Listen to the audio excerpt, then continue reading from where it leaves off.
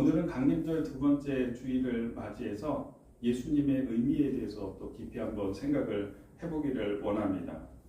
오늘 이제 마태복음 1장부터 11절까지 읽었는데 내용이 무엇입니까? 여기서 가장 중요한 말씀은 마태복음 1장 1절에 아브라함과 다윗의 자손 예수 그리스도의 계보라 이렇게 시작이 돼요. 마태는 마태복음을 기록을 할 때 제일 먼저 이 이야기를 하는 것입니다. 아브라함과 다윗의 자손으로 예수님이 오셨다 이 말을 하고 있습니다. 족보를 얘기하는 거예요. 유대인들은요 이 족보를 되게 중요하게 생각을 해요. 혈연과 혈통을 중요하게 생각을 하죠. 그러니까 이 마태복음은 여러분 이건 기억하면 좋은데 유대인을 대상으로 쓰여진 책이에요. 누가복음과 같은 책은요 이방인들, 이방 선교에 또 중요한 부분이 있어서 이방인들을 염두하고 쓴 책이 누가복음이라고 한다면 마태복음은 유대인들을 대상으로 하고 있어요.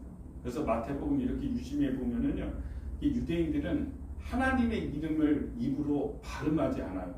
그 거룩하고 두려우신 하나님이기 때문에 하나님 이야기가 이 단어가 나오면은 묵음으로 처리를 해요. 하나님이라는 단어를 입으로 입 밖에 내질 않아요. 그러니까 그 하나님 나라라는 표현을 안 쓰고 마태복음에는 천국이라고 얘기를 해요. 그냥 천국. 근데 누가복음에서는 이방인들을 상대를 하는 그런 책이기 때문에 그걸 하나님의 나라 이렇게 다 부르죠. 근데 그런 특징들이 좀 있고요.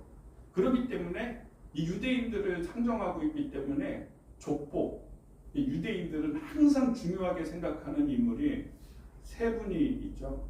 누굴까요? 여러분 잘 알고 있는 아브라함이고 그리고 모세고 다윗이죠. 그런데 지금 여기에서는 두 인물 아브라함과 다윗의 자손으로 예수님이 이 땅에 오셨다 이렇게 시작하고 있는 것입니다. 굉장히 중요한 의미가 있습니다. 예수님이 그냥 오시지 않았다는 거예요.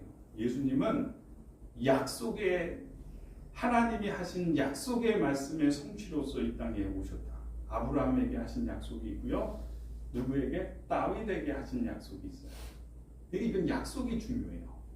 구약에 약속된 말씀대로 예수님이 이 땅에 오셨는데 아브라함에게는 어떤 약속을 하셨는지 또 다윗에게는 중요한 약속을 하셨는데 그 약속이 무엇인지 이거 아는 게 되게 중요하다라고 하는 것이죠.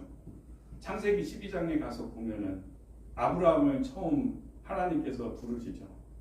갈대아 우르 땅, 지금 이란의 땅, 거기에 거주하고 있었던 아브라함이라고 하는 이름 모를 사람이었어요. 아브라함은 우리는 맨날 믿음의 조상이라고 얘기하고 아브라함 하니까 대단한 사람 같지만은 그냥 평범한 보통 사람이었어요. 갈대아 우르 땅에서 살고 있었던 한 가의 족장이에요.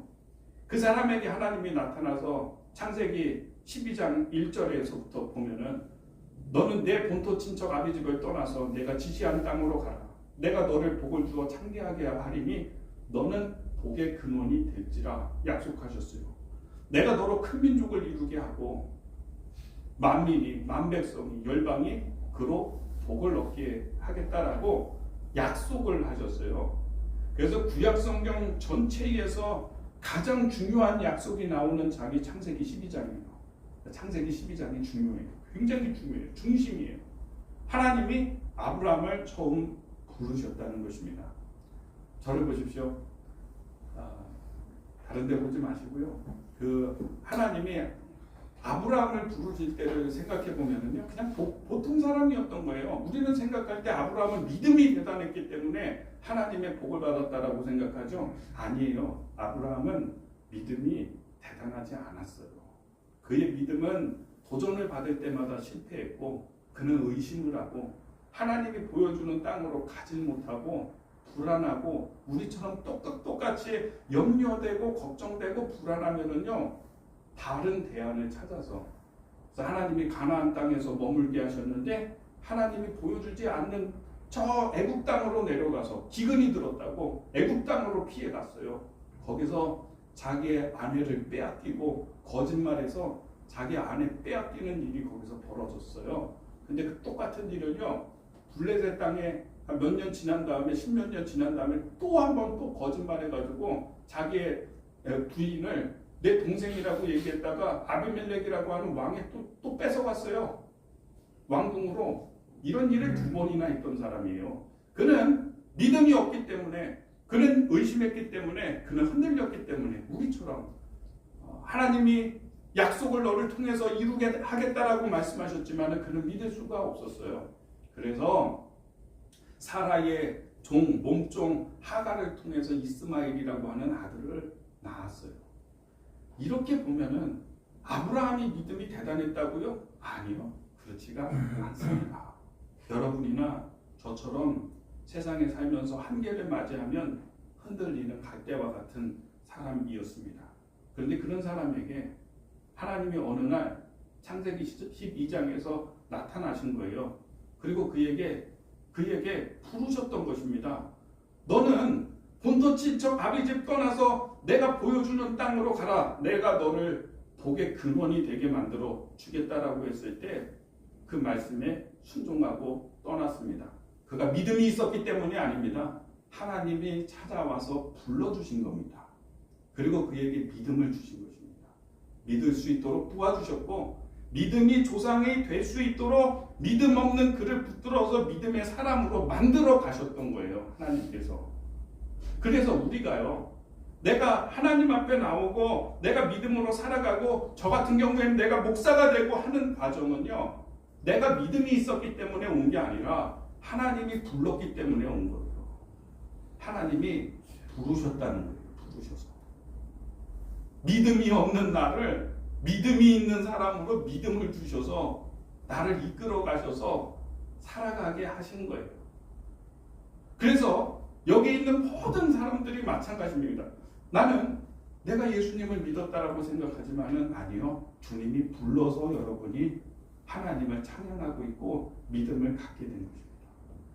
그분이 오셔서 여러분을 부르셨기 때문에 나는 어떻게든 안 믿어보려고 버텼는데, 나는 교회에 안 가려고 그토록 버티고, 어쩌면 여러분의 조상은 철저한 유교적인 집안이었을지 모르고 여러분의 가정은 불교 집안이었을지 몰라요. 내가 예수를 믿기에는, 하나님 앞에 나오기에는요, 이게 진짜 적당하지 못한 성품이었던 겁니다. 그런데 하나님이 오셔서 나를 부르셨어요. 불러서 나는 안 믿으려고 했는데 어느 순간에 보니까 끌려가기 시작했던 것입니다. 주님의 은혜로 주님의 영광을 보면서 나도 모르게 자꾸 믿음이 생기고 끌려가기 시작했다는 것이죠. 그래서 여러분이 지금 이 자리에 있고 집사님도 되시고 권사님도 되시고 예배를 드리고 있는 것입니다. 내가 살랐기 때문에, 내가 노력했기 때문에, 내가 근본부터 좋은 사람이었기 때문이 아니라 하나님이 오셔서 부르셨기 때문입니다. 누구를 통해서, 어떤 그 누군가를 통해서 전도가 되게 하시고 복음이 전해지게 하시고 예배를 드리러 나오도록 이끌어 주셨던 하나님의 사랑이라고 하는 점을 우리가 깨닫게 되기를 바랍니다. 여러분, 아브라함이 받은 약속은요, 복의 근원이 되는 사람으로서 그 약속이었어요. 내가 너를 복을 주어서 너로 큰 민족을 이루게 하겠고, 그 민족이 큰 민족을 이루고 그 민족으로 인해서 열방이 다 복을 누리게 하겠다라고 하는 약속이죠. 저는 이 아브라함의 약속이 여러분 믿고 있으면요, 여러분에게 복의 근원이 되는 이 약속이 성취가 되는 줄 믿으시기를 주님의 이름으로 축복합니다. 다윗이 나오죠. 다윗에게 하신 약속은 어떤 것이냐면, 사무엘 하를 보면은요, 7장 12절 말씀부터 16절까지 쭉 보면 어떤 얘기가 나오냐면, 나단이라고 하는 선지자가 다윗을 찾아가서 이야기하는 내용이 나옵니다. 하나님께서 다윗에게 주신 약속이 너의 위가 끊어지지 아니할 것이다. 너의 집에 왕권이 계속 이어지게 될 것이다. 왕위에 너희의 자손이 계속 왕위에 끊어지지 않고 이르도록 하겠다. 그리고 또 한 가지는 뭐냐면 세상에 향한 메시아, 이 세상에 인류의 임금이요 모든 이의 왕이 되시는 메시아가 너의 혈통으로 날 것이다 라고 하는 약속이 다윗에게 주어지게 됩니다. 이 두 가지 약속이죠. 그래서 마태는 지금 의도적으로 이걸 이야기하고 있는 것입니다.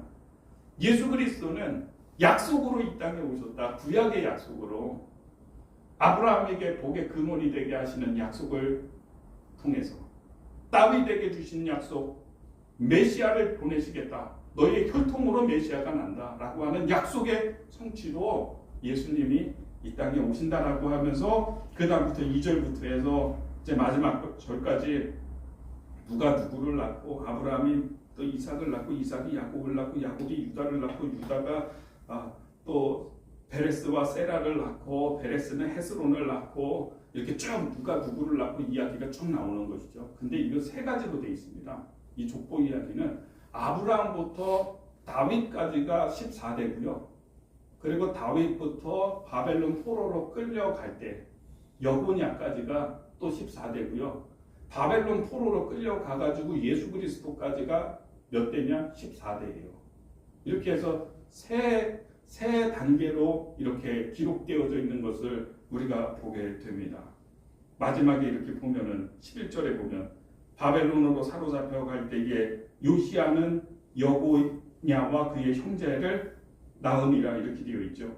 근데 이 여고냐라고 하는 왕이 역대기와 열왕기 하래 보면은 누구냐면 여호야긴입니다. 여호야긴이 바벨론 이 반란이 일으켜가지고 큰 그 어려움이 있었고 문제가 있었죠. 이제 그 다음에 시드기야 왕이 한 명 또 있었어요. 근데 유대인들이 인정하는 왕은 어디까지냐? 여호야긴까지입니다. 그래서 여러분이 이렇게 좀 역사를 알면은요, 14대씩 이렇게 14대씩 이렇게 이어지고 있구나. 우리가 그것을 알게 됩니다. 저는 이 족보에서 나오는 특별히 한 가지 주목할 점을 말씀드리고 함께 은혜를 나누려고 합니다. 여기에서 이제 다윗의 족보 그리고 예수님의 족보를 이렇게 쭉 보면은요, 여자의 이름이 지금 4번이 기록되어 있어요. 여자 이름이 다 남자 누가 누구 낳고 누구 낳고 하는데 누구는 누구에게서 누구를 낳았다. 이 이야기가 나오죠. 먼저 3절에 좀 보겠습니다. 3절 말씀. 3절 말씀에 보면은 유다는 다말에게서 베레스와 세라를 낳고 그렇게 되어 있죠. 자, 그리고 또 5절에 가서 또 보겠습니다.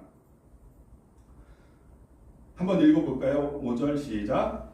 살몬은 라합에게서 보아스를 낳고 보아스는 룻에게서 오벳을 낳고. 네. 자, 6절의 말씀 또 읽어보겠습니다. 시작. 이새는 다윗 왕을 낳으니라. 다윗은 우리아의 아내에게서 솔로몬을 낳고. 지금 4명의 여자가 나오는데 가만히 이렇게 다 보면은요, 3절에 유다는 다말에게서 베레스와 세레를 낳았다 이렇게 되어 있어요. 근데 이게 참 역사를 알면은요, 이 다말이라고 하는 여자가 어떤 분이냐면 이 유다가 다말에게서 베레스와 세라를 낳았는데 다말은 며느리고 유다는 시아버지예요. 시아버지가 며느리에게서 아들 둘을 낳았다 이 얘기예요. 막장 드라마죠. 막장 드라마. 성경에 뭐 이런 추잡한 이야기가 있냐는 거예요. 이런 일이 있으면은 우리나라에 복음이 전해질 때 여러분 그 이재상이라고 하는 분이 고위 관리였어요. 청나라에서 사람들이 저 미국이라고 하는 나라가 엄청나게 강한데 군함도 대단했잖아요. 철갑선이고. 근데 그 청나라 관리들이 이재상 씨에게 이 우리나라 이제 조선의 관리에게 이야기할 때 이런 얘기를 하는 거예요. 성경책에 나라가 부강해질 수 있는 길이 성경에 있다고. 성경을 주면서. 그래서 이 이재상 이 씨가 이걸 보고서 그래. 그는 성경을 읽으면서 군함을 건설할 수 있는 그 그 기술이 여기 있나 보다 하고 이제 성경을 보기 시작을 한 거예요. 창세기를 보는데 그가 기겁을 한 겁니다. 아니 나라가 강해질 수 있는 게 이 원리가 여기 있다고 했는데 보니까는 시아버지에게서 며느리가 아이를 낳았고 이러한 추잡하고 이런 어디에서 내놓기도 못한 내놓을 수도 없는 이야기들 이런 게 있으니까요. 깜짝 놀라고서 이걸 집어 던졌어요. 성경을 집어 던지고 다시는 보지 않겠다. 근데 또 다시 붙들고서 보고 세상에 이런 추잡한 이야기가 그거 말고도 많잖아요. 조카 롯이 막 말하기도 어려운 것들, 그죠? 성경은요, 저 보세요. 성경은 인간의 죄에 대해서 숨기질 않아요. 하나님은요, 사람의 죄에 대해서 부끄럽다고 감추질 않는다고요. 여러분이 하나님 앞에 서게 되면은요, 나는 감추고 싶은 과거와 감추고 싶은 그것을 감출 수가 없다고요. 보세요. 그 적나라하게 다 얘기하잖아요. 예수님, 거룩하신 예수님이 이 땅에 오시는 그 과정을, 역사와 족보를 이렇게 이야기하면서요. 어디에서 이야기할 수도 없는 막장 드라마, 시아버지에게서 며느리가 아들 둘을 낳고 그게 예수님의 족보라니까요. 그 피로 왔다니까요. 감추질 않는다고요. 복음은 죄와 인간의 허물을 감추질 않는다고요. 절대로. 자, 그 이야기가 있어요. 5절에 보면은 살몬은 라합에게서 보아스를 낳고 이렇게 되어 있어요. 근데 이 살몬이라고 하는 사람과 라합이라고 하는 여자는 두 번째 여자죠. 라합은요 누구냐면 이스라엘 여러분 여리고 전쟁 이야기 알죠? 여리고 전쟁이 하루에 7바퀴를 돌고 하루에 한 번씩 여리고 성을 이스라엘 백성들이 돌기만 해요. 아무것도 안 해. 성만 돌아. 돌고 가고 그 다음날 또 한 바퀴 돌고 6일 동안 돌고 7일째 되는 날에는 7번을 돌아요. 그러고 난 다음에 양각 나팔을 든 제사장이 나팔을 불 때 백성들이 함성을 지를 때 성이 무너졌던 거죠. 그냥 무너졌죠. 근데 그때 그 전에 이스라엘 공동체에서 여호수아가 정탐꾼 2사람을 보내요. 저 여리고성, 엄청난 성 저 여리고성을 염탐하라고. 근데 이 2사람이 갔다가 걸렸어요. 발각이 됐어. 그래서 막 그 여리고 사람들이 쫓아오는데 잡히게 됐을 때에 성벽에 살고 있었던 라합이라고 하는 창녀입니다. 이방녀 여자 창녀. 왜 성벽에서 살고 있는지 아세요? 성벽엔 아무도 안 살잖아요. 성 안에는 너같이 더러운 사람이 이 성 안에서 같이 사는 게 싫어. 사람들이 쫓아내, 밀어내, 비천하니까, 돈이 없으니까 밀려나. 지금도 오늘 우리 사회도 돈이 없으면 밀려나요. 자꾸 능력이 없으면 비천하면 출신이 비천하면 밀려나. 저기 멀리 가서 살라고. 그러니까 성벽에 사는 거예요. 성벽. 적군이 쳐들어오죠. 적군이 쳐들어와서 화살을 제일 먼저 그 화살을 받는 데가 어디예요? 성벽이죠. 아무도 안 사는데 거기에서 살았던 비천한 이방인 창녀 라합. 근데 이 정탐꾼들이 쫓겨가지고 이스라엘 정탐꾼이 쫓겨가서 도망가는데 라합이 그 정탐꾼 2사람을 자기 집에 숨기고 다락에 숨기고 여리고 사람들이 막 오니까 그 사람 저쪽으로 가는 거 봤어요. 이렇게 살려줬어요. 그러면서 이 정탐꾼들에게 얘기하는 스토리가 나는 당신들의 하나님에 대한 소문을 들었다고. 이미 나는 당신들의 하나님이 어떤 일을 했는지 그 소문을 듣고서 그 하나님이 전능한 하나님이라는 것을 나는 믿는다. 내가 당신을 살려줄 테니 당신은 나를 선대하라. 이렇게 하게 됩니다. 근데 그 정탐꾼이 약속을 하죠. 너희의 집에 우리가 쳐들어올 때 너희의 집의 창문에다가 붉은 줄을 내라. 그러면 우리가 너와 너의 가족을 선대하겠다. 그리고 살려주잖아요. 근데요, 유대의 전승에 그 정탐꾼이 살몬, 여기서 나오는 살몬이라고 하는, 또 다른 성경에서 보면 살몬나 이렇게 돼 있거든요. 그 사람이 정탐꾼의 한 명이었다는 얘기예요. 그래서 그 사람이 라합과 결혼을 해서 그 창녀와 그 사람과 결혼을 해서 아기를 낳게 되는데, 그 다음에 이제 보아스를 낳게 되는 거죠. 그러니까 예수님의 이 족보를 두 번째 여자까지만 봐도 심상치 않지 않습니까? 그렇죠? 두 번째 여자만 봐도 심상치 않아요. 자, 다음을 보겠습니다. 5절입니다. 우리가 한번 읽어보겠습니다. 5절 시작. 살몬은 라합에게서 보아스를 낳고, 보아스는 룻에게서 오벳을 낳고, 오벳은 이삭을 낳고. 네, 또 보세요. 여기서 나오는 룻이라고 하는 여자는 이방인 출신이에요. 모압 사람들. 이스라엘 사람들이 이방인들을 좀 이렇게 천대하거든요. 근데 천대하는 사람들 가운데 모압 사람들은 더 천대합니다. 무시합니다. 그래서 이 룻이라고 하는 여자도 이방인 여자였다라고 하는 것을 또 여기 기록하고 있습니다. 자, 6절의 말씀에 보면은 이렇게 되어 있습니다. 가만히 보십시오. 제가 읽어보겠습니다. 이새는 다윗 왕을 낳으리라. 다윗은 우리아의 아내에게서 솔로몬을 낳고. 예.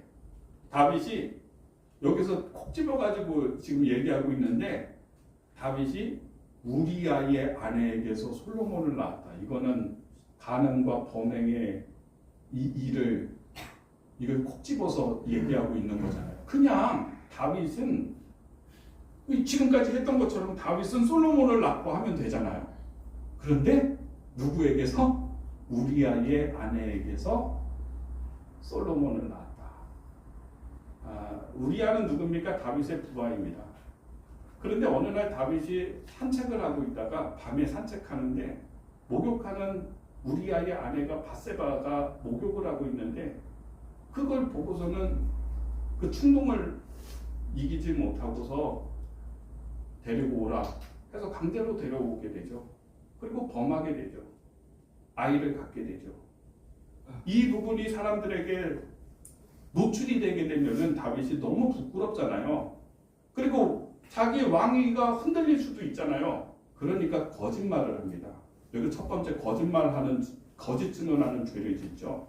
근데 그것이 끝까지 해결이 되지 않으니까 나중에 자기의 부하 우리아를 전쟁터에 보내서 죽게 만듭니다. 살인죄를 저지릅니다. 다윗이. 간음죄, 거짓말하는 죄, 살인죄, 3종 세트 범죄를 저지르죠. 그렇게 다른 사람의 아내에게서 취해서 아기를 낳아서 솔로몬을 낳았다라고 하는 이야기를 여기에서 왜 빼지 않고, 보통 여러분 역사는요, 역사 기록은 또 어떤 게 있냐면요, 부끄러운 역사가 있잖아요. 그 삭제해버려요. 우리 조선시대에서 역사에서도요, 이런 부끄러운 어떤 게 있으면 지우려고 막 노력했잖아요. 이런 것들은 왜 굳이 이걸 해가지고 여기다가 집어넣습니까? 다 이유가 있습니다. 여러분, 어떤 것입니까? 인간이라고 하는 존재가요, 우리가요, 완전해서 하나님이 약속을 주시는 게 아니에요. 우리가 따지고 보면은요, 다 이런 거예요. 이런 존재예요. 사람이라고 하는 존재. 뭐 낫습니까? 세월이 지나고 시간이 지나면은 인류가 발전합니까? 정말 그렇게 믿습니까? 우리가 지난주에 경험한 것을 보면요, 1980년도에 계엄령이 있어서 많은 사람들이 죽고 민주주의가 후퇴하는 사건이 있었지만, 그거 또 있을 거라고 생각해 봤습니까? 저는 우리 아이가 한 10시쯤 되었는데, 아빠, 윤석열 대통령이 계엄 발표하고 있대요. 그래요? 그래서 쓸데없는 소리 하지 말고 자라고. 항상 그게 무슨 21세기에 오늘날 그런 일이 있겠어 했죠. 여러분, 발전하는 것 같습니까? 세계가? 아니요. 똑같은 죄를 또 반복하고요. 똑같은 실수를 또 반복하고요. 내가 보세요. 다음에는 절대로 이렇게 하지 않을 거야 라고 결심하고 결심해도요, 또 그런 죄를 또 저지르고요. 발전하는 거 아니, 사용하는 도구가 좋아지는 거겠지. 편리해지는 거겠지. 그 자리를 돌고 돌고 또 돌고 반복하고. 그게 인간의 자리예요. 그래서 사람의 자리를 보면요, 답이 안 나와요. 내가 이와 같이, 라합과 같이, 다말이라고 하는 여자와 같이 그런 거예요. 그런 거예요. 누가 좀 더 낫다고? 아니요. 인간의 자리가 그런 거예요.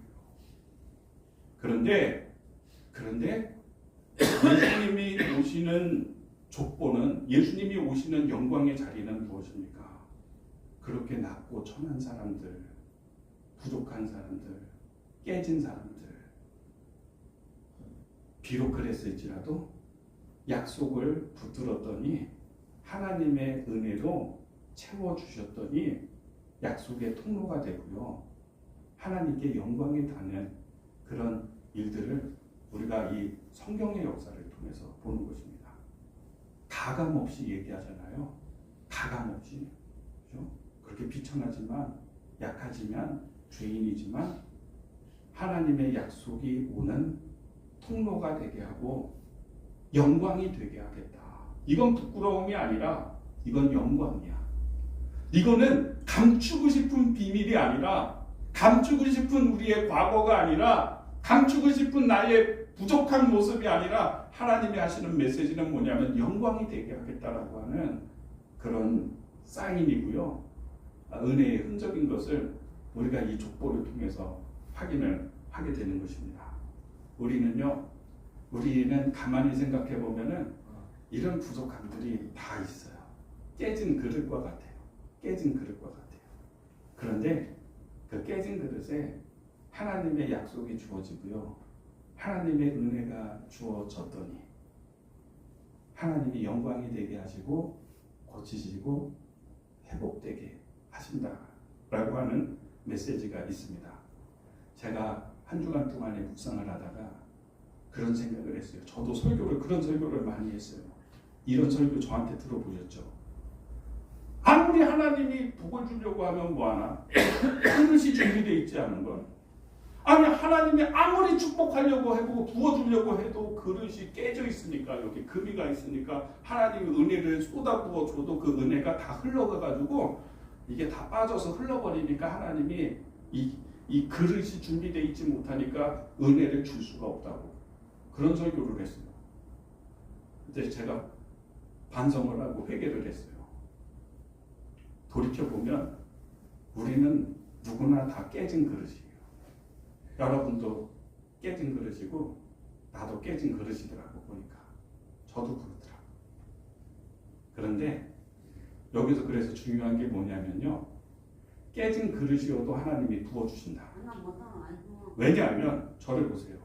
깨진 그릇이어도 하나님이 부어주시는데 왜 그러냐면요. 이게 밑으로 새도요. 조금 새도요. 하나님이 더 부어주시면 돼요. 그 다음 날도 부어주시면 돼. 하나님이 그 다음 날도 그 모레도 계속해서 나를 부어주시면은요. 충만한 상태로 부어진 채로 있어요. 이래야 돼요. 우리는 다 깨진 그릇이에요. 우리 이 깨진 그릇이 채워지려면 어떻게 해야 되냐? 하나님이 오늘도 은혜를 주셔야 돼요. 오늘도 내일도 여러분 하나님께 여기 있는 라합과 같이, 여기 있는 비천한 한 다말과 같이 하나님의 은혜가 필요합니다.